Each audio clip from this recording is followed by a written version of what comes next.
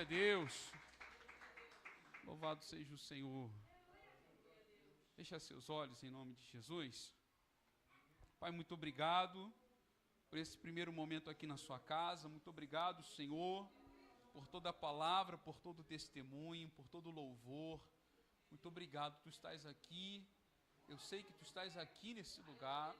Nesse momento agora eu quero te pedir, fala conosco com sua palavra, abra nossa mente, nos dá sabedoria, usa a minha vida e abençoa a tua igreja rica e poderosamente.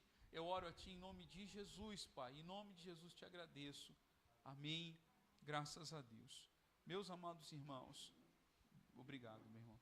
Vamos abrir nossa Bíblia. Eu queria compartilhar com vocês uma palavra de oferta.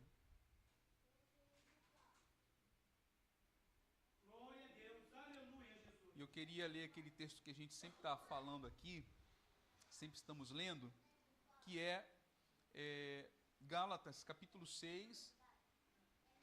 Gálatas capítulo 6. Amém?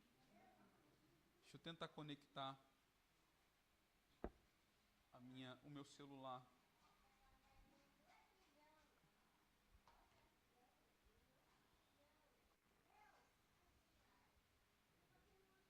Foi. Então vamos lá, Gálatas capítulo 6, diz assim a palavra do Senhor. O versículo 8 em diante diz assim: Quem semeia para a sua própria carne, da carne colherá destruição. Contudo, quem semeia para o Espírito, do Espírito colherá a vida eterna. Não nos cansemos de fazer o bem, pois no tempo próprio colheremos, se não desistirmos. Amém? Esse texto é muito importante para a gente entender.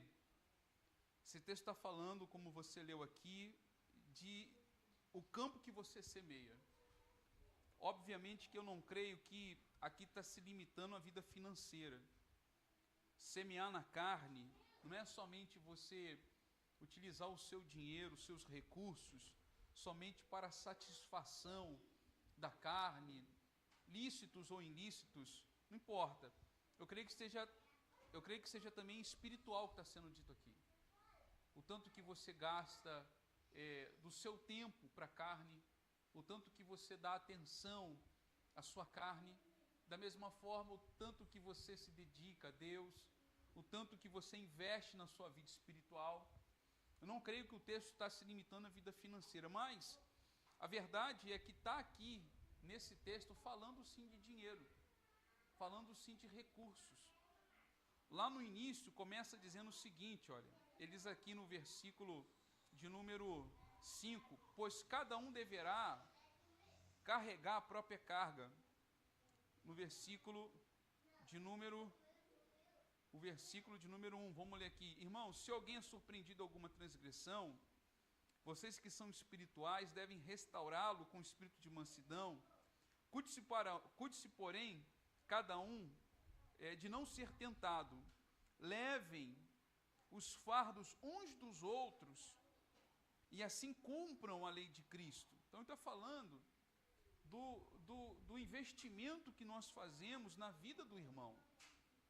Levar a carga do irmão, participar do sofrimento, participar das dificuldades, da luta que o irmão passa, ajudá-lo a se levantar, ajudá-lo a carregar a cruz, ajudá-lo a caminhar.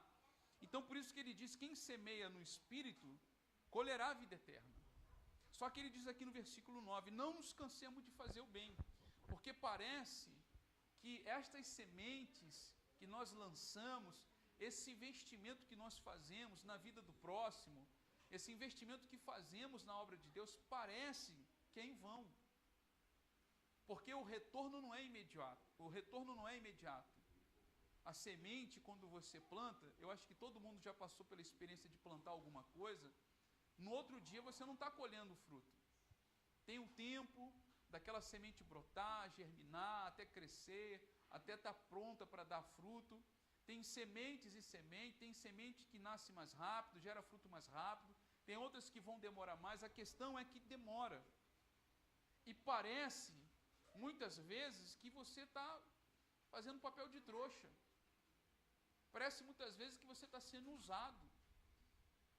Ah, pastor, eu não vou ajudar mais ninguém, porque eu só recebo ingratidão, eu não vou fazer mais nada, porque a gente faz tanto pelas pessoas, elas só sabem reclamar, só sabem falar mal da gente, eu vou desistir disso. Nós vivemos uma sociedade ingrata. Conforme nós vamos nos aproximando do fim, a Bíblia diz que os homens estão se tornando cada vez pior. Então o ser humano está se tornando cada vez pior. Então o texto diz, olha, não se canse de fazer o bem. Você nunca deve olhar e esperar o retorno das pessoas. Quem vai te dar o retorno é Deus. Você faz o certo não para agradar os outros, você faz o certo porque esta é a vontade de Deus para a sua vida. Ser generoso é a vontade de Deus para a sua vida. Ser dispenseiro dos frutos que Deus tem te dado é a vontade de Deus para a sua vida.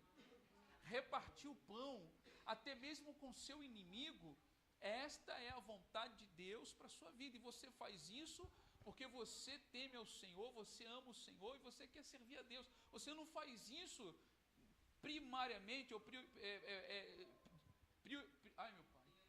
prioritariamente pensando na pessoa, mas sim em Deus, olhando para Deus. Sabe por quê? Porque ele diz aqui, ó, pois no tempo próprio colheremos. Sabe o que Deus está dizendo? Deus está dizendo, existe um tempo para colher. Fala para o irmão que está do seu lado, existe um tempo para colher. Existe um tempo. Existe um tempo para colher. Se vai ser daqui a 2 anos, se vai ser daqui a uma semana, se vai ser amanhã, existe um tempo para colher. Existe um tempo para colher. Sabe, eu tenho colhido coisas 2 anos depois, 3 anos depois, mas eu nunca estou recebendo algo e aquilo passa desapercebido. Quando eu estou colhendo algo, o Espírito Santo grita no meu ouvido, os meus olhos estão completamente abertos, eu estou recebendo, dizendo, isso aqui é fruto do que eu plantei. É fruto do que eu plantei. Você está entendendo? Não desista de semear, não desista de plantar, porque no tempo certo, creia na palavra de Deus, creia na promessa de Deus, no tempo certo você vai colher. Mas o texto diz, no tempo próprio colheremos, se não desistirmos. Se não desistirmos, porque tem pessoas que começaram, que eram generosas, que eram pessoas dispenseiras das sementes de Deus, comiam o pão, mas jamais comiam as sementes. Todas as sementes eram lançadas e plantadas, mas por causa da ingratidão, por causa do retorno que não foi aquele retorno que a pessoa esperava, ela foi se fechando, ela foi se trancando, e hoje muitos são pessoas egoístas, que ficaram amarguradas, porque colocaram a expectativa nas pessoas e não em Deus. Então o texto diz, não se canse, não se canse, você vai colher no tempo certo, se você não desistir. E ele diz assim no versículo 10, portanto, enquanto temos oportunidade, melhor é dar do que receber. Paulo disse que Jesus falou essa palavra. A gente lê os evangelhos e a gente não vê Jesus falando isso. Jesus falou para Paulo. O Senhor disse, melhor é dar do que receber. Então, você tem hoje a oportunidade de fazer o bem, você faz o bem hoje. Você ajuda hoje, você socorre hoje. Não deixa para amanhã. Você não sabe o dia da sua partida. Você não sabe se você vai ter saúde para sempre. Você não sabe do seu amanhã. Faz a obra de Deus hoje, ama hoje, planta hoje, serve hoje, seja aprovado hoje, seja um canal de Deus hoje. Faz tudo hoje, enquanto você tem a oportunidade, façamos o bem a todos, especialmente os da família da fé. Então existe na semeadura uma escala ou uma cadência, um começo de onde você deve semear, principalmente na igreja. O lugar que você deve começar a sua semeadura é dentro da igreja, com a sua família, um irmão que está do seu lado. Não deve haver entre nós necessitados. Não deve haver entre nós necessitados. Eu sei que é difícil a pessoa que está passando necessidade abrir a boca, falar, é uma coisa que gera vergonha. Eu sei que muita gente sofre calado, e aí também a gente não tem como ajudar se a gente não sabe. Mas a partir do momento que você fica sabendo que um irmão seu, alguém da sua família está passando necessidade, você precisa agir imediatamente, porque não adianta a gente querer ajudar quem está lá fora, se aqui dentro tem gente passando necessidade. Então, no meio da igreja, no meio da congregação, não deve haver necessitados. Nós temos que repartir, nós temos que ajudar, e aí a importância da nossa comunhão, a importância de você, meu irmão, que eu sempre falo para vocês, que não é o pastor que faz a igreja, o pastor é uma função, é um membro deste corpo, de vários membros, de vários órgãos. Cada um de vocês são importantes, cada um de vocês são vital para o crescimento da igreja. A sua importância em conversar, em ser amigo, em participar, como eu li aqui, ajudar o irmão a carregar o fardo, ajudar o irmão a levar a carga que está pesada, sabe? Todos nós, e à medida que vamos conversando, vamos nos abrindo, vamos confessando, e a gente vai estendendo as mãos, e a gente vai lançando nossas sementes, e aí a igreja vai sendo abençoada, a igreja vai prosperando, a igreja vai frutificando. É isso. Vida financeira é isso. Lançar sementes é isso.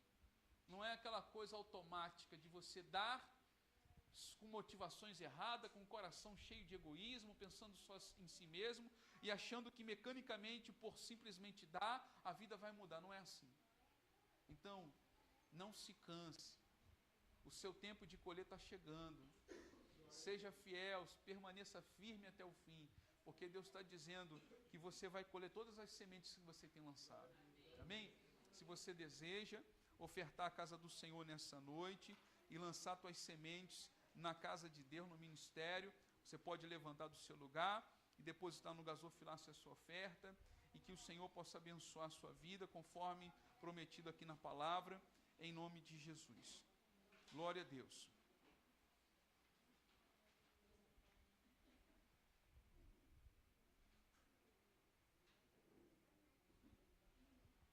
Deus abençoe, meus amados irmãos. Que cada semente que você tem lançado, você possa colher 100 vezes mais. Deus abençoe nossas crianças, que estão sendo ensinadas e aprendendo a ofertar a casa do Senhor. Deus abençoe. Vocês tenham alegria. Deus abençoe a irmã Camila, em nome de Jesus. Deus abençoe todos vocês. Amém? Eu queria compartilhar com vocês aqui em 1 Reis, capítulo 17, eu peço ajuda com as crianças, para que a gente possa pregar, ministrar a palavra. Diz assim então o texto: Ora, Elias de Tisbé, em Gileade, disse a Acabe: Tão certo como vive o Senhor, o Deus de Israel, a quem sirvo, não cairá orvalho nem chuva nos anos seguintes, exceto mediante a minha palavra. Depois disso, a palavra do Senhor veio a Elias: saia daqui e vá para o leste, e esconda-se perto do riacho de Quirite, a leste do Jordão. Você beberá do riacho, e dei ordens aos corvos para o alimentarem lá. Ele fez o que o Senhor lhe tinha dito, foi para o riacho de Quirite, a leste do Jordão, e ali ficou. Os corvos lhe traziam pão e carne de manhã, e no final da tarde ele bebia da água do riacho.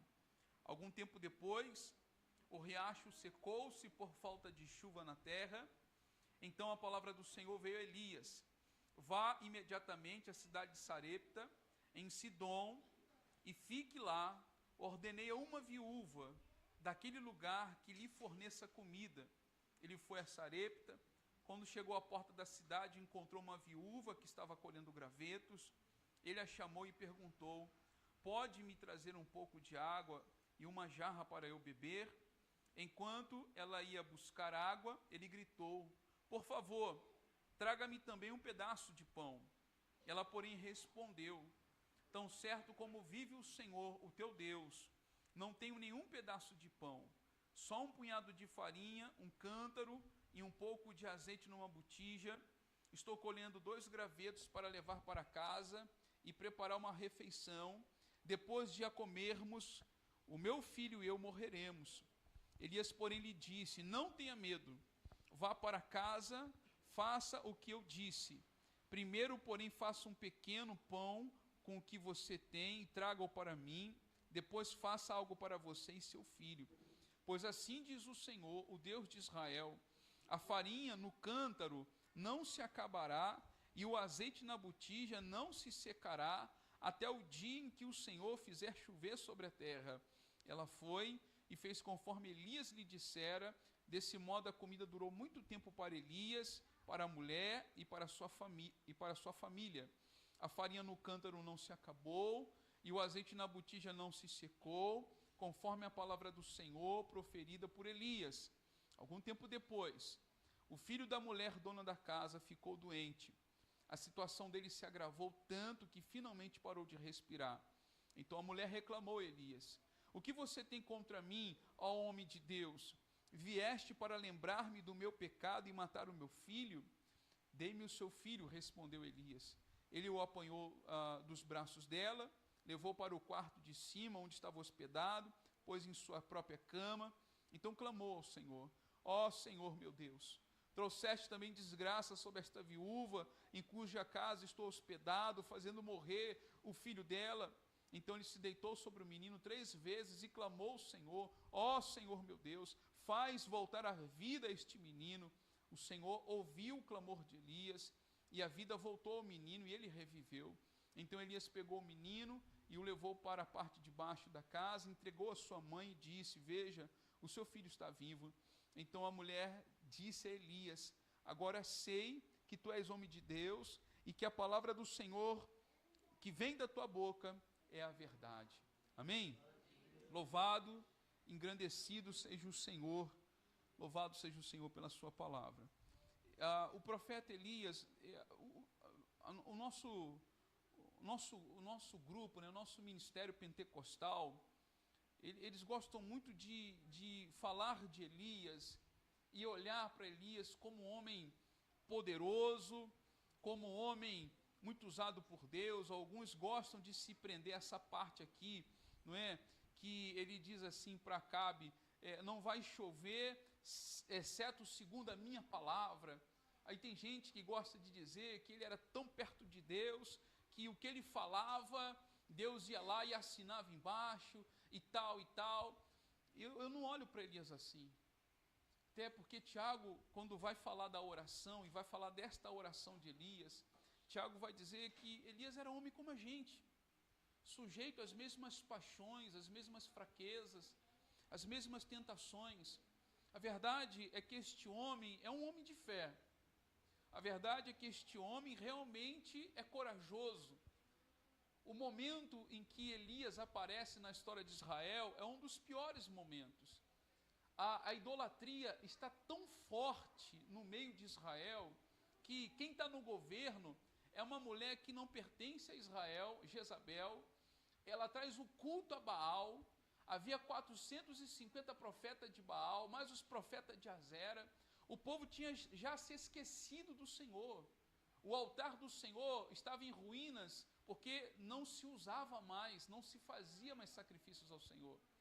E Deus então levanta esse homem, nós não sabemos a sua origem, só que ele era de Tisbé, não se sabe exatamente de onde era esse lugar, mas pouco importa também. E esse homem corajosamente comparece perante Acabe, um dos piores reis de Israel. A Bíblia diz que não houve ninguém como Acabe, que trouxe a idolatria para Israel, o culto a Baal para Israel. Ele comparece perante Acabe e ele traz essa sentença de Deus. A palavra, embora ele diga segundo a minha palavra, esta palavra é de Deus. Quando você lê Deuteronômio 28, o Senhor promete abençoar o seu povo com chuva e com fertilidade na terra, se o povo guardasse e obedecesse os mandamentos. Mas a advertência do Senhor, se o povo se entregasse à idolatria, o Senhor disse: o céu vai se tornar bronze e o chão vai se tornar ferro. Vocês não vão colher mais nada. Quando você olha Elias sendo um profeta, anunciando esse juízo de não ter chuva, de não ter sequer orvalho, isto é, Deus mostrando para o seu povo que Baal não era Deus, porque o Baal era justamente cultuado para que tivesse chuva, para que tivesse colheita. Lembra quando Deus manda as pragas no Egito? As pragas, elas atingiam justamente aquelas áreas que os deuses egípcios eram ali cultuados para abençoar. Para mostrar para o seu povo, para os descendentes de Abraão, para mostrar para os hebreus que esses deuses eram invenções humanas, eram coisas da cabeça humana. Só existe um Deus. Só existe um Deus. Lá na frente, quando Deus vai trazer a sentença sobre os profetas de Baal, é isso que Elias diz: se o Senhor é Deus, então vocês sigam o Senhor. Quando Deus manda fogo do céu e queima o holocausto lá no monte, lá no desafio de Elias, no Monte Carmelo, o povo vai dizer: só o Senhor é Deus. O cântico do povo é: só o Senhor é Deus. Então Deus está atingindo esta área, esta parte, mostrando para Israel que Baal não é Deus, e ao mesmo tempo é um juízo de Deus para que o povo se arrependa. Irmãos, ser portador do juízo de Deus não é motivo de orgulho. Ser portador de exortação, ser usado em uma palavra de exortação, não é para o pregador falar isso com salto alto. Na verdade, tem que haver muito temor, porque a espada sempre é de dois gumes. A espada que corta para lá, corta para cá. Eu estou dizendo isso justamente porque tem gente que olha para Elias como se Elias fosse um popstar, um super-herói, que comeu do pão que o passarinho trazia, que comeu da farinha que Deus multiplicou, e tal, e tal, e tal. Eu queria trazer para vocês a parte humana, eu queria refletir com vocês, embora eu estou sempre falando isso aqui, mas eu queria refletir com vocês da parte humana, porque é isso que nos interessa, porque eu passo por lutas, eu sofro na minha vida, e você também passa por lutas e você sofre na sua vida. E eu quero mostrar para você que apesar das dificuldades do reino, do desafio de ser um servo do Senhor, um profeta do Senhor, um obreiro do Senhor, devemos ser fiéis a Deus, porque Deus é fiel. Quando Elias traz essa palavra, ele precisa fugir e se esconder. O ódio de Acabe é muito grande. Acabe culpava Elias por aquela seca. Nós falamos pela manhã na escola dominical que quando você repreende o tolo, ele se volta contra você. Nós falamos na escola dominical pela manhã que muita gente culpa até mesmo a Deus por causa do seu sofrimento. E Elias agora tem que sair e ele fica num lugar escondido, ele fica lá em Querite, uma região afastada, onde ainda tinha um riacho de água, já não estava chovendo há muito tempo, os rios já estavam se secando, o povo já estava sentindo o peso da seca, e Deus manda o profeta ficar ali, e o Senhor garante ele provisão, através dos passarinhos que trariam para ele carne e pão de manhã e à tarde. E o profeta, crendo na palavra de Deus, ele vai para este lugar. Ele vai para este lugar. Quando eu olho para Querite, eu olho na nossa vida como aquele lugar de espera, aquele lugar de comunhão e de espera. Sabe quando você só está orando e lendo a Bíblia e esperando? Você está diante de um grande problema, mas você está ali todo dia se fortalecendo com a leitura da palavra, se fortalecendo com a vida de oração. Todo dia você abre a Bíblia, Deus ministra paz no seu coração, Deus ministra esperança no teu coração, Deus fortalece o teu coração. Quirite é um lugar bendito. E se você tem sentido o fardo da vida, o ataque do inimigo, se você tem sentido aflição na sua alma, você precisa também encontrar este lugar. Você precisa encontrar Quirite na sua vida. Jesus disse, ensinando sobre a oração, quando você for orar, vai para o seu quarto, fecha a porta, fala com o seu pai que vê todas as coisas, o seu pai que está em secreto, que conhece o oculto do seu coração, fala com ele. E o pai que vê o que está o oculto no seu coração, ele vai te recompensar, ele vai abençoar a sua vida. E Elias fica ali, e vivendo de milagre, porque nós precisamos aprender na nossa vida a viver de milagre. O apóstolo Paulo, ele diz lá em Filipenses capítulo 4, eu aprendi a viver feliz em todas as circunstâncias. Eu aprendi a viver feliz tendo nada, eu aprendi a viver feliz tendo tudo, eu posso todas as coisas naquele que me fortalece. E agora Elias está ali, e todo dia Elias tem que esperar o passarinho trazer pão, o passarinho trazer carne para ele se alimentar. Irmãos, ninguém quer viver nessa situação. O que a gente quer? Dinheiro no bolso, saúde, estabilidade. A gente não quer depender de ninguém. A gente não quer precisar de ninguém. Todo mundo quer isso, não é só... Não é, às vezes a pessoa fala assim, não, eu não gosto de depender de ninguém. Como se tivesse alguém que gostasse de viver dependendo de alguém. Então, mas nós temos que aprender a desprender desse orgulho, e muitas vezes pode ser que Deus te leve a viver a uma situação de você ter que esperar o pão e a carne de manhã à tarde. Quando você lê Deuteronômio 8, o Senhor diz para o seu povo Israel, eu levei vocês para o deserto, eu deixei vocês ter fome, para ver o que tinha no coração de vocês, e para ensinar a vocês que não só de pão viverá o homem, mas de toda a palavra que sai da minha boca. E quando Israel estava no deserto, o Senhor disse para Moisés, Moisés, o meu povo, eu vou alimentar o meu povo com pão que vai vir do céu. Todo dia eles tinham que ir lá e colher o pão e trazer, não podia guardar para outro dia. Todo dia eles tinham que sair e colher a provisão de Deus. Eles não queriam, eles queriam ter o gado, eles queriam ter as plantações, eles queriam ter os celeiros, eles queriam ter sementes armazenadas, mas Deus não, vocês vão aprender que não é só de pão, é da palavra que sai da minha boca, vocês vão aprender a viver de provisão. E todo mundo, principalmente aqueles que são muito apegados ao dinheiro, principalmente aqueles que são muito orgulhosos, principalmente aqueles que são muito cheios de si, vão passar por Quirite e aprender a viver de provisão, de milagre. Se Deus não mandar, você não come. Se Deus não intervir, você não come. E Deus não está com raiva de você, porque ele não estava com raiva de Elias. Deus estava ensinando a Elias, ensinando o profeta. E eu quero dizer para você que quando você está em Quirite, não é um lugar tão bom de ficar, porque você tem que esperar a provisão, mas deixa eu te dizer uma notícia boa para você, nunca vai faltar pão para você em Quirite. Nunca vai faltar pão para você. Talvez você esteja vivendo um momento de portas fechadas, talvez você esteja vivendo um momento de aperto financeiro, dependente dos outros, ou seja, um outro problema que te faz ser também dependente dos outros.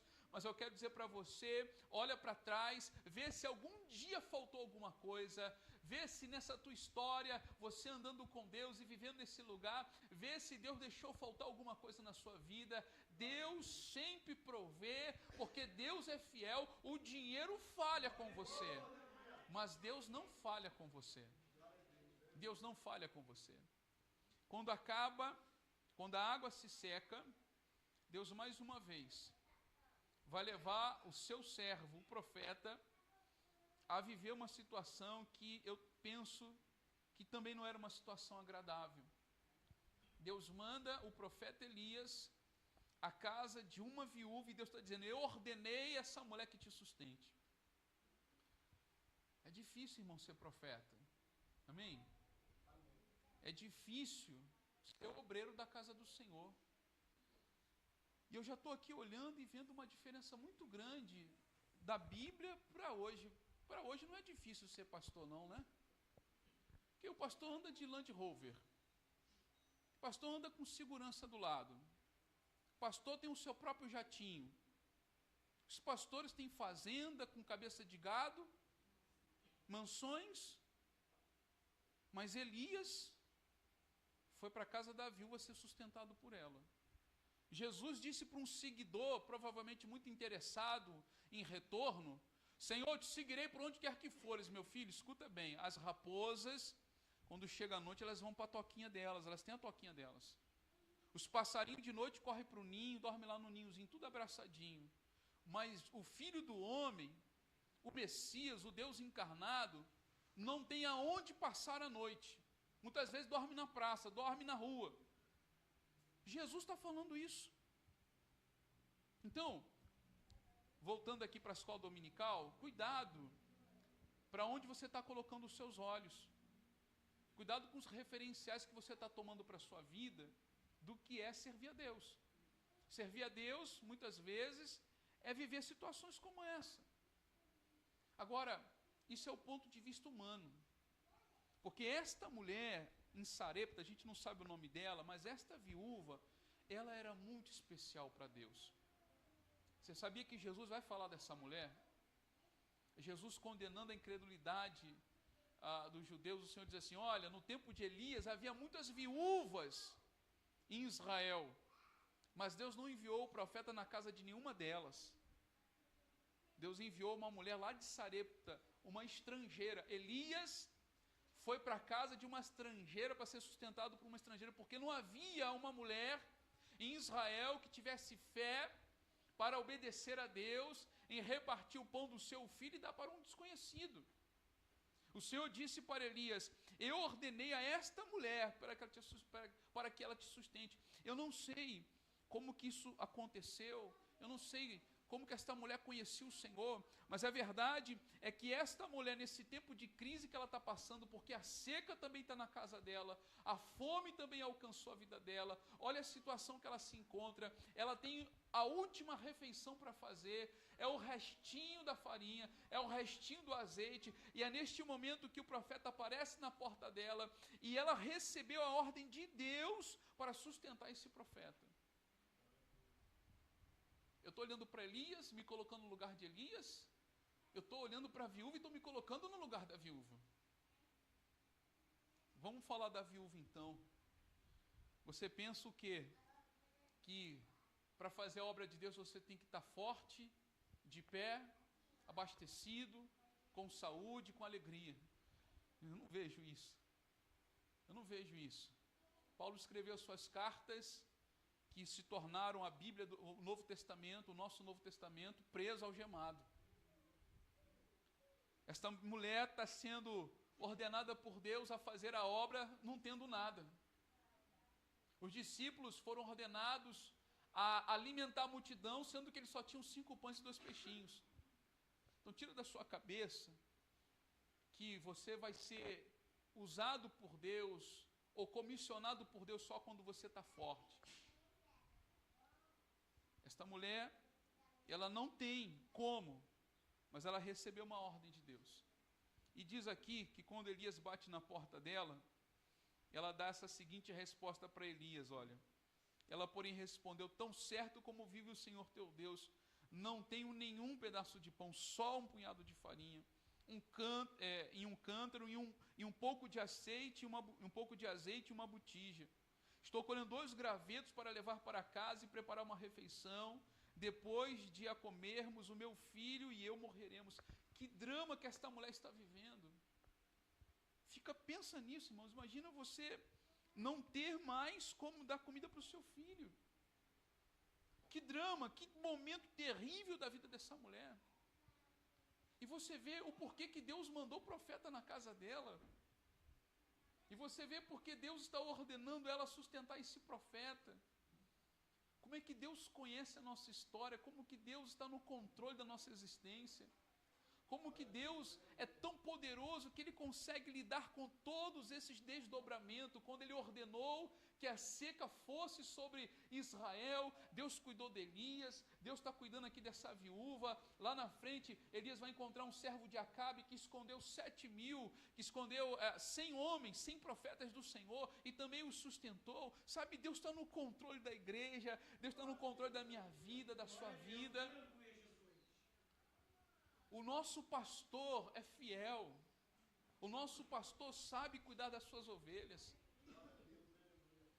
Aquela mulher não tinha nada, mas ela foi ordenada a repartir. Ela foi ordenada a priorizar Deus. Elias disse para ela assim: olha, não tenha medo. Vá para casa e faça o que eu disse. Primeiro, porém, faça um pequeno pão com o que você tem e traga para mim. Depois faça algo para você e para seu filho. Eu não creio que Elias está com tanta fome que está dizendo, não dá para o seu filho, não dá para mim. Eu não creio que é isso o caso. Porque ele estava comendo pão e carne até outro dia. Não é isso. Elias não tem problema com glutonaria. Ele vai para o Horebe e ele caminha 40 dias e 40 noites sem comer. Somente Jesus fez um jejum de 40 dias, o outro foi Moisés e o outro foi Elias. Então Elias não tem problema com comida. Comida para Elias é para ele viver, não é prazer, é para ele viver. Mas por que ele diz, traga primeiro para mim? Porque é assim que a gente sai da crise. É assim que a gente sobrevive no tempo de fome. É assim que Deus multiplica o azeite. É assim que Deus multiplica a farinha na nossa vida. Quando nós priorizamos a Deus, quando nós honramos a Deus em primeiro lugar em todas as coisas. Em todas as áreas. De todas as formas e de todas as maneiras. Essa palavra é de Deus para a nossa vida. Não podemos justificar a nossa falta porque estamos sofrendo. Não podemos justificar a nossa infidelidade porque estamos padecendo. E eu fico pensando, cara, na fé dessa mulher.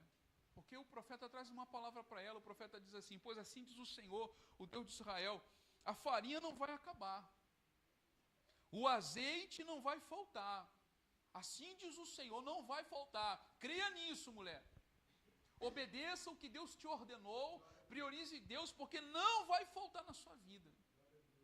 E ela crê, irmãos, ela crê, diz o texto aqui no versículo 15, ela foi e fez conforme Elias lhe dissera. Ela tirou o pão do filho, ela tirou a provisão do filho, e ela fez como o profeta ordenou, como o Senhor tinha dito, ela fez. É isso que você precisa nessa noite, você precisa obedecer o Senhor. Você precisa crer na palavra de Deus, na promessa de Deus, e você precisa obedecer o Senhor. Você precisa obedecer o Senhor. Não dá para negociar isso. Não dá para a gente tentar sair da crise de uma outra forma. Só existe esse caminho. Você precisa obedecer ao Senhor. E diz aqui a palavra, a farinha do cântaro não se acabou, e o azeite na botija não se secou, conforme a palavra do Senhor proferida por Elias. Quem sabe quando ela estava lá fazendo pão para Elias, o diabo estava no ouvido dela, você é louca. Você vai morrer, você está dando o seu pão para um desconhecido. Você está dando a sua provisão para um desconhecido. Você é louca. Você vai morrer. Não morreu nada. Não morreu nada. A farinha não acabou. O azeite não acabou. E eu quero dizer para você que você não vai morrer também não. Você não vai, o diabo pode falar tantas coisas no seu ouvido, você vai perder, você vai ser derrotado, você vai ficar sozinho, as coisas, você não vai nada, você é escolhido do Senhor, você é o eleito do Senhor, Deus mandou o profeta na sua casa, a direção chegou na sua vida, porque Deus tem planos, Deus tem propósitos, e a promessa de Deus é essa, não vai faltar farinha, não vai faltar azeite, creia nisso. Creia nisso. Creia nisso. E aí, olha só o que diz o versículo 17. Algum tempo depois, o filho da mulher, dona da casa, ficou doente. A situação dele se agravou tanto que finalmente parou de respirar. Cara, vida, ela é sofrimento, gente. A vida é sofrimento. Você conhece alguém vivo que não esteja sofrendo agora? A vida é sofrimento.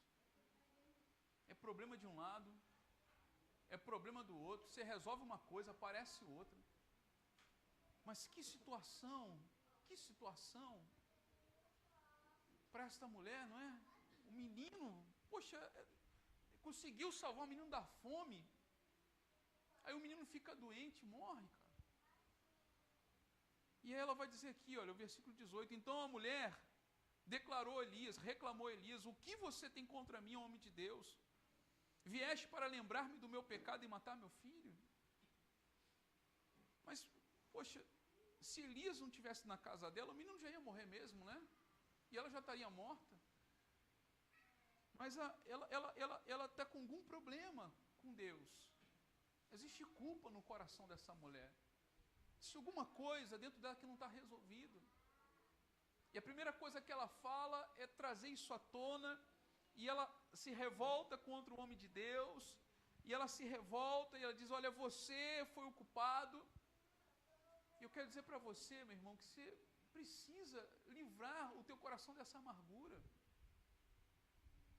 Você precisa tirar esse sentimento, sabe? Se alguém te feriu no passado, se alguém falhou com você, se foi a igreja, se foi o pastor, sabe? Esquece isso, libera perdão. Entenda que nesse mundo nós vamos passar por tribulações. Nesse mundo nós vamos passar por tribulações. Nós vamos passar por todo tipo de tribulação. Jesus disse: no mundo vocês terão aflições, mas tende bom ânimo. Você não pode perder o seu ânimo porque algumas coisas ruins aconteceram. Mas tem algo positivo nessa mulher, porque ao mesmo tempo que ela está reclamando, ela está clamando. E é muito bom quando você pega os seus dramas, quando você pega a sua frustração e você canaliza isso para Deus. E não há nenhum problema em você, no primeiro momento da tua oração, se até uma oração de reclamação, se no final se tornar um clamor. Se no final aquilo se tornar em clamor.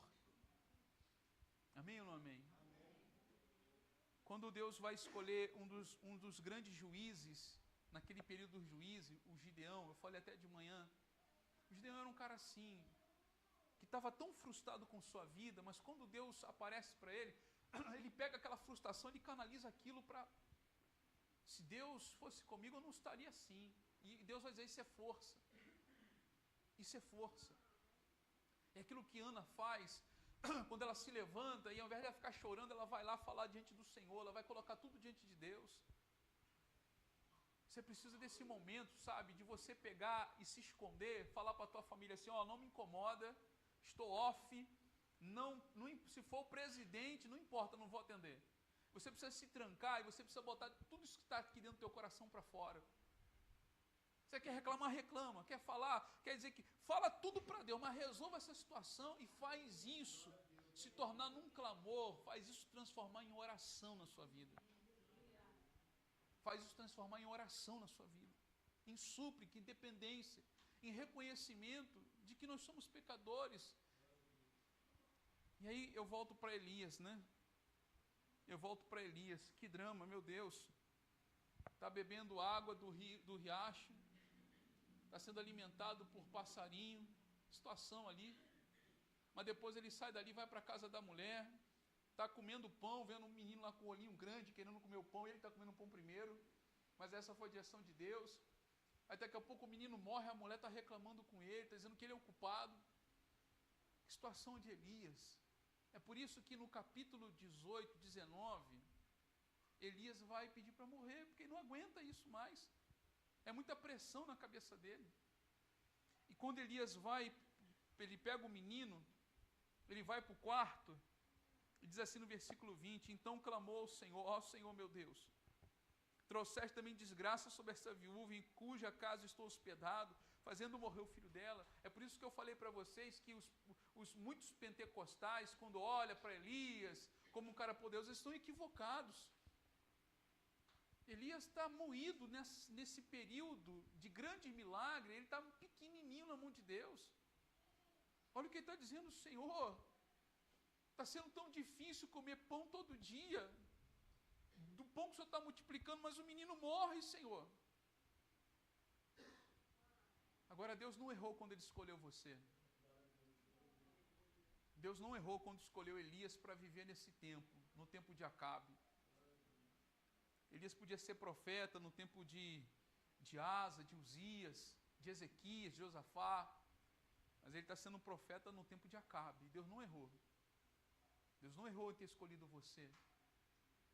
Porque ele, versículo 21 diz: então ele se deitou sobre o menino 3 vezes e clamou ao Senhor: Senhor meu Deus, faz voltar a vida deste menino.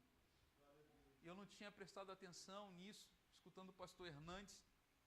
Ele disse assim, e é verdade: nunca ninguém tinha feito esta oração para Deus ressuscitar alguém. Elias foi o primeiro homem na Bíblia a orar a Deus para que Deus ressuscitasse alguém. E ele está dizendo: Deus, o Senhor pode, porque o Senhor encerrou os céus, o Senhor mandou os corvos para me alimentar, o Senhor multiplicou o azeite e a farinha da viúva, o Senhor pode agora dar vida a este menino. Glória a Deus, aleluia. E eu quero te confrontar nessa noite: saia deste lugar de acomodação, saia deste lugar de entrega, saia desse espírito derrotado, se levante nessa noite e reaja aos teus problemas com fé no teu coração. Nem que você tenha que fazer uma oração que nunca ninguém fez, mas não aceite as coisas, porque as coisas não têm o poder de sentenciar a sua vida à morte. Deus tem planos na sua vida, e como Deus ouviu a oração de Elias, e Deus fez na vida de Elias o que ele nunca tinha feito, Deus pode fazer também na tua vida, infinitamente mais do que você está pedindo, ou mesmo está imaginando. Mas se levante e clame ao Senhor. Porque os milagres que estão acontecendo na vida de Elias não estão caindo do céu sem a participação dele. Ele está com o menino no colo, ele está clamando a Deus. 3 vezes ele clamou ao Senhor, ele está perseverando em oração, ele está dizendo: Senhor, tu precisas fazer um milagre nesta casa, Senhor, tu não podes deixar que a morte leve a vida deste menino, o Senhor precisa intervir mais uma vez nessa casa. Ele está clamando a Deus. E diz o versículo 22, o Senhor ouviu o clamor de Elias. Pastor, era Elias. Poxa, Elias era um homem especial, ele era diferente. Não, o Tiago está dizendo que Elias era um homem igual a gente. Ele não era especial. Ele duvidava, ele tinha medo. Ele teve um momento que ele pensou em desistir, entregar tudo. Ele era humano como eu e você. Não pense que tem que ser especial para ser ouvido por Deus. Deus ouve a tua oração por causa da obra de Jesus. Por isso que as nossas orações são feitas em nome de Jesus. Deus ouviu. Deus reviveu o menino. Deus trouxe a ressurreição. Deus vai ouvir sua oração. Deus tem ouvido o seu clamor. Deus tem ouvido as suas súplicas. E Deus vai trazer vida. E Deus vai trazer vida. Deus vai trazer vida. Deus vai trazer restauração para a sua vida, em nome de Jesus. Agora, a morte desse menino não foi azar. Não é que Deus lá do céu: ih, rapaz, o menino morreu, e agora? O que eu vou fazer? Tudo o que está acontecendo é Deus trabalhando na vida desta viúva e na vida do profeta. Porque esta mulher, Deus a ama demais. Ela é uma escolhida do Senhor. Olha o que ela vai dizer. Ele entrega, então Elias pegou o menino, levou para a parte de baixo da casa, entregou a sua mãe e disse: veja, o teu filho está vivo. Então a mulher disse a Elias: agora sei que tu és homem de Deus e que a palavra do Senhor que vem da tua boca é verdade. E sempre quando eu vou falar dessa parte da Bíblia, quando eu vou pregar, o versículo 24 me chama muita atenção. Porque aquela mulher todo dia enfiava a mão lá na vasilha vazia, raspava o fundo, fazia a refeição. Quando ia no outro dia, a mesma porção estava lá, nunca acabava. Então aquela mulher, ela em específico, todo dia presenciava o milagre de Deus, só que ela está dizendo para Elias: agora eu sei que tu és profeta, homem de Deus, e que a palavra do Senhor na tua boca é verdade, agora eu sei. E muitas vezes, a fé que declaramos ter, ela precisa ser amadurecida, ela precisa ser trabalhada pelo Senhor, porque não é uma fé verdadeira, não é uma fé sólida. Por exemplo, quando Marta e Maria mandaram um mensageiro para que Jesus viesse orar por Lázaro, elas acreditavam que o Senhor tinha poder de curar Lázaro, e era uma enfermidade grave, porque levou-lhe à morte. Era uma enfermidade grave. Não tinha, os médicos não conseguiram curar Lázaro, mas elas disseram: Senhor, vem, porque o Senhor vai curar. Nós cremos que o Senhor vai curar. Elas acreditavam, esta é a minha interpretação, elas acreditavam que o Senhor tinha poder de curar, mas de ressuscitar, elas não conseguiam mensurar isso. Era uma fé em um Deus limitado. E por isso que o Senhor deixa morrer. E por isso que o Senhor chega dizendo: eu sou a ressurreição e a vida. Eu não sou somente o Deus que cura, eu sou o Deus que ressuscita.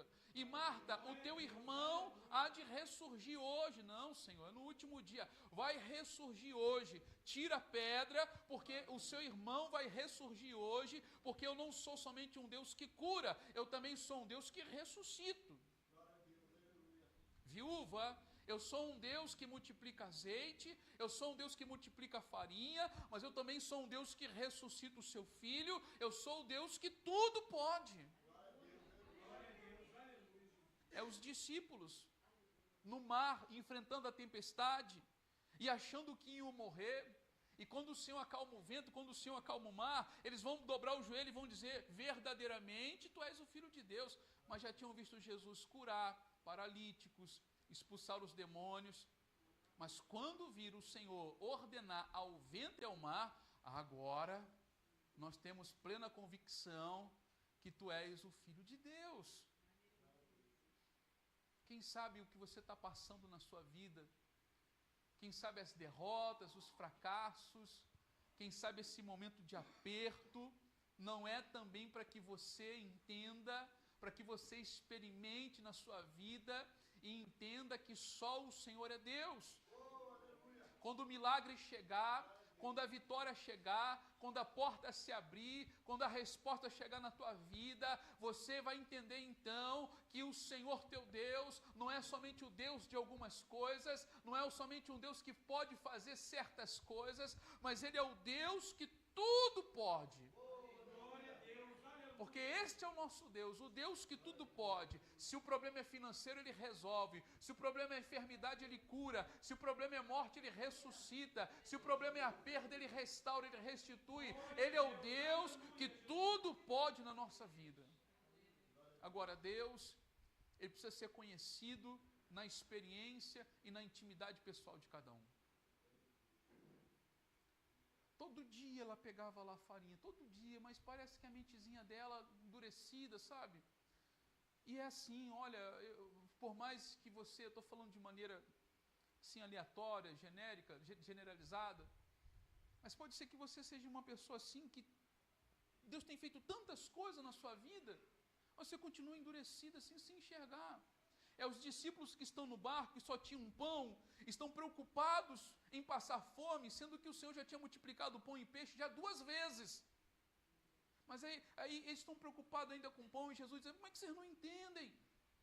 O coração de vocês está fechado, vocês têm olhos e não conseguem enxergar, têm ouvidos e não conseguem ouvir, vocês não se lembram da primeira vez, quantos cestos vocês encheram com as sobras, quando eu multipliquei a segunda vez, quantos cestos cheios vocês, quantos cestos vocês encheram, vocês estão com o coração endurecido, e nós somos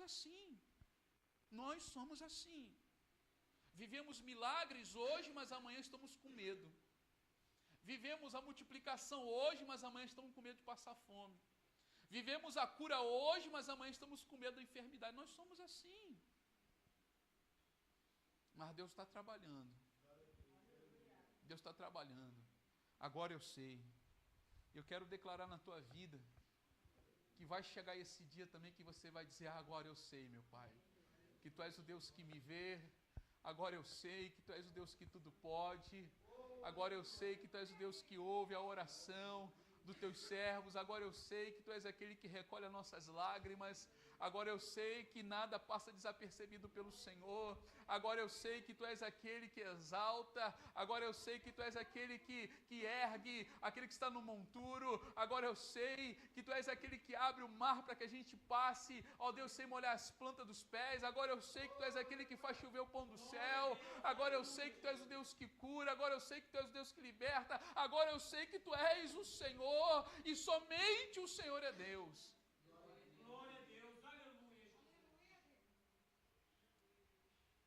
Não sei como você se encontra nessa noite. Talvez você diz assim: pastor, eu não sou aquela viúva. Eu sou aquela botija de azeite vazia. Pastor, eu não sou nem a viúva. Eu sou recipiente de farinha, só tem um pouquinho. Mas Deus te chamou aqui nessa noite para encher a tua vida. Deus chamou você nessa noite para te erguer, para te colocar de pé. E tu vai sair daqui abençoado. Tu vai sair daqui para viver grandes milagres, viver grandes intervenções de Deus. Você vai sair daqui para viver um novo tempo na tua vida, em nome de Jesus. Amém? Vamos colocar de pé, em nome de Jesus.